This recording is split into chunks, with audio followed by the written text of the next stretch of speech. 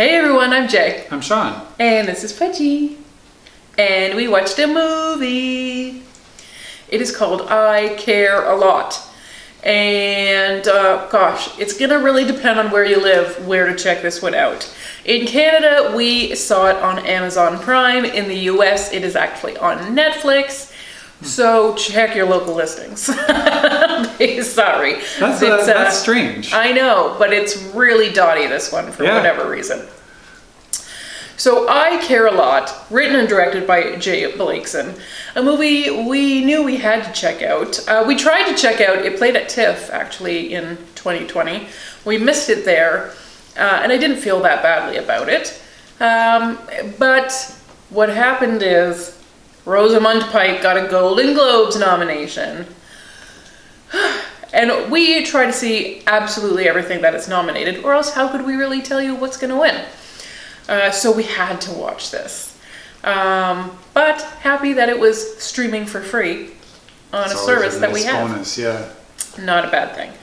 So Rosamund Pike plays Marla, who is a court-appointed guardian. Court-appointed, yes, technically, also self-imposed. Marla is the bad guy in this movie, let me just say. Yeah. So basically, she runs this little con. Not even a little con, a long-term con. This is how she makes money.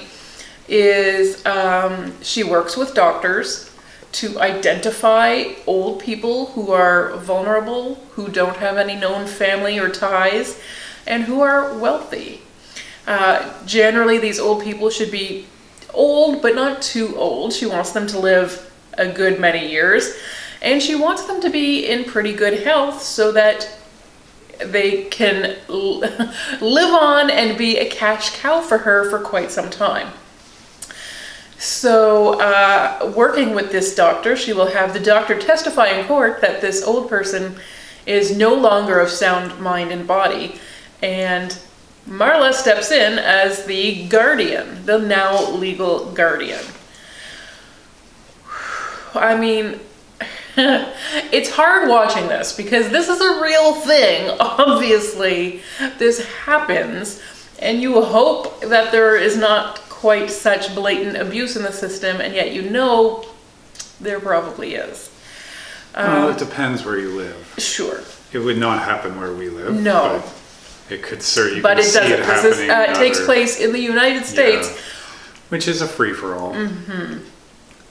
The free market, capitalism. Mm-hmm. This is almost the system working as intended. Right.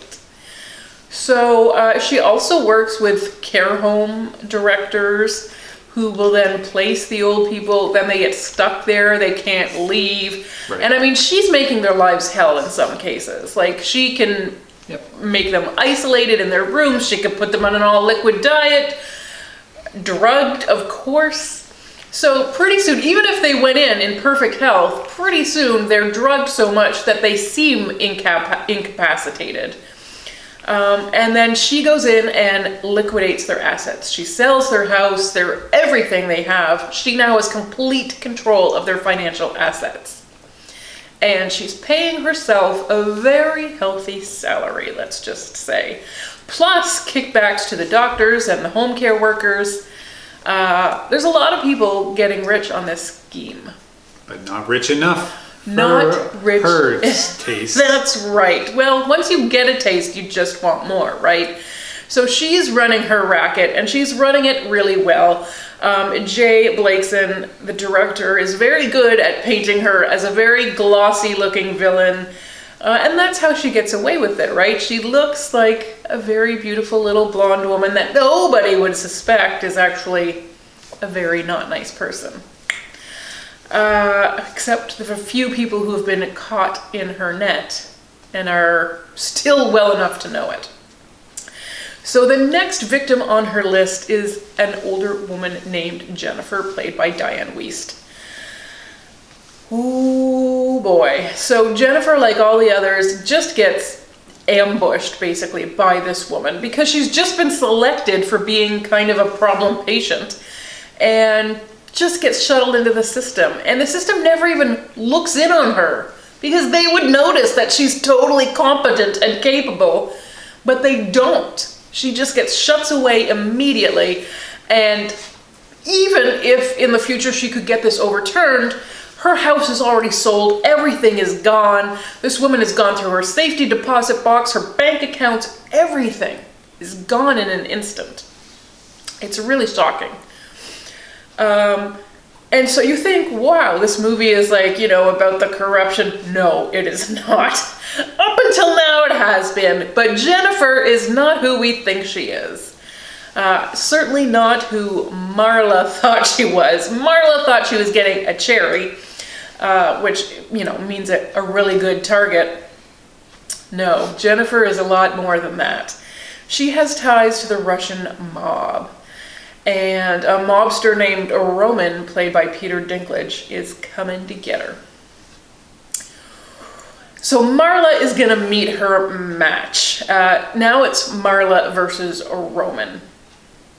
And Marla, and I have no idea, because Marla is a criminal, but she's a very white-collar criminal.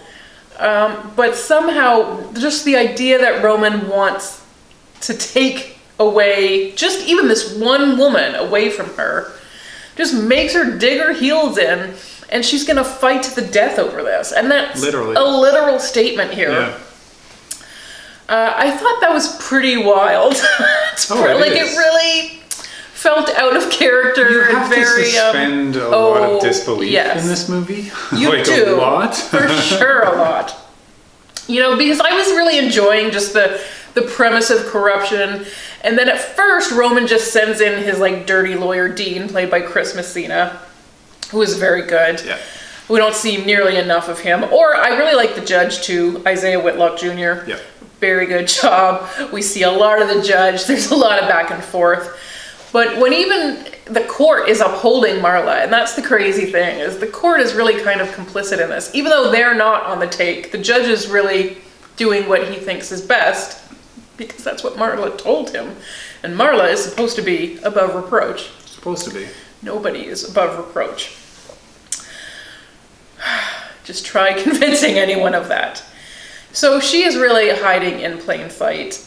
In that way, I thought the character was a little bit like her Gone Girl character, Amy Dunn, in that you don't suspect the pretty blonde girls of these mean, terrible things.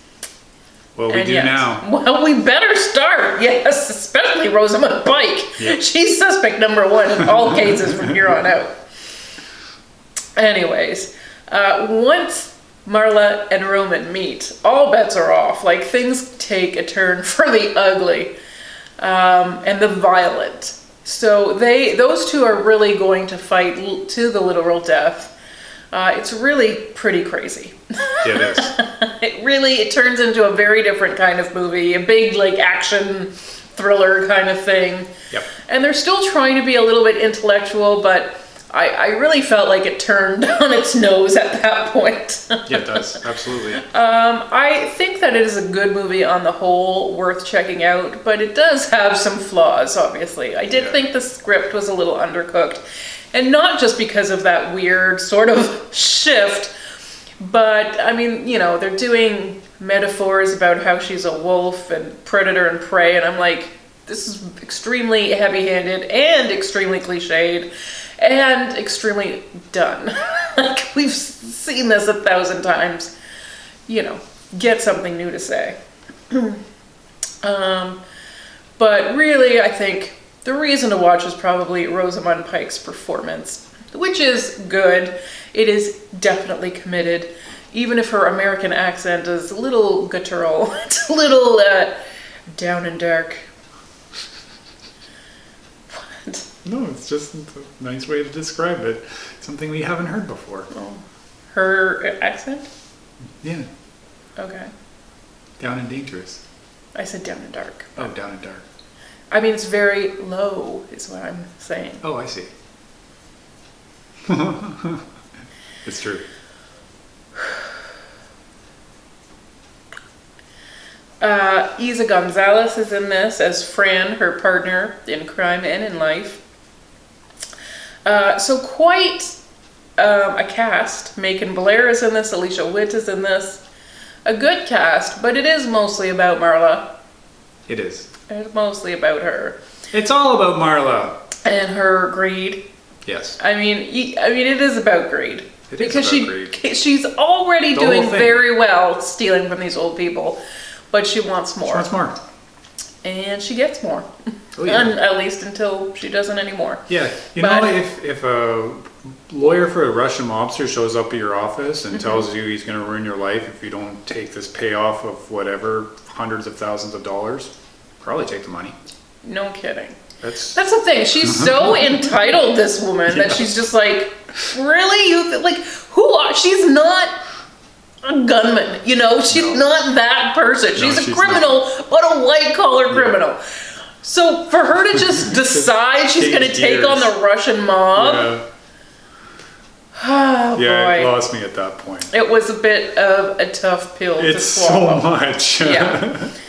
Yeah. Yes. So that her greed really does no bounds. None. And the thing is, like, up until then, like, this is not anything that's owed to her. No. She just decides she can milk this for even more money. Yeah, because someone else wants this woman. She must be worth more than they're offering. That's the logic. Which, okay, that's apparently how this woman thinks. But do a little more than just like the dollars. Because a lot of lives are going to be in danger here. Something. Well, your family's life is worth something. Well, I mean, not to her. She had some words about that too.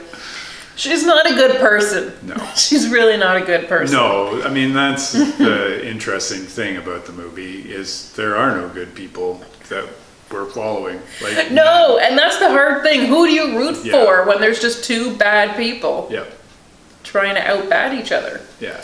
It makes it a little hard to, Yeah.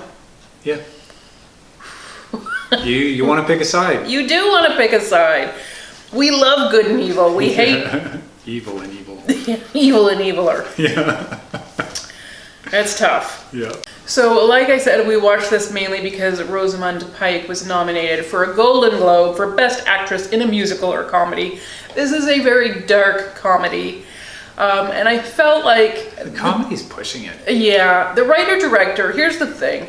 I think this movie could have been a lot better if it had been a Coen Brothers movie. That's what I kept thinking. Yeah. But it's dark, it's satire, and then it has this zany, almost madcap violence to it that's just larger than life. You know, that's just kind of not realistic for who she is. Yeah. And I thought, this is very much a Coen Brothers kind of movie, and I think they have the skill to pull off those different tones, and this director didn't. So it kind of loses the plot at some point. But the Golden Globes called it a comedy, so she is up against Maria Bakalova, who is in the Borat subsequent movie film, Kate Hudson in music, Michelle Pfeiffer in French Exit, which we haven't seen yet. We have not seen yet, but we will. Yes, we know we're seeing it at the very least at the Berlin Film Festival. That starts March 1st, so we will have seen it then, if not before. And Anya Taylor-Joy in Emma. Give it to Anya Taylor-Joy. Definitely out of those, but I think Michelle Pfeiffer's going to have it. I haven't even seen the movie. I haven't even seen the movie, but I read the book. Yeah. Love the book, and it is a juicy role. Okay. And I definitely do see Michelle Pfeiffer in it. That I think it's really exciting. Okay. I think this could really do exciting things for her career. So let's see it. It could be her breakout role. Something like that. It could be her comeback role. Okay. I thought that's what she was doing in Ant-Man and the Wasp. No. Nobody remembers her in that movie. All right. She's nothing in that movie. Well, maybe in Ant-Man 3. Yes, maybe in Quantumania. But French Exit is going to come out first. Just a couple more weeks to wait on that one. Okay. So, Rosamund Pike, I guess she has an outside chance. I mean, take Kate Hudson and Maria Bakalova out of that. Please. Although it's the Golden Globes, so Anything they could both happen. have a great chance. Yeah. And the right person likely will not win. Yeah. So be excited for that. Oh yeah. And you can check out I Care a Lot on Netflix or Amazon or I don't even know what else. But Check your local listings. that's right. It is varying wildly country by country, but it should be out this weekend. So enjoy. Bye-bye. Bye.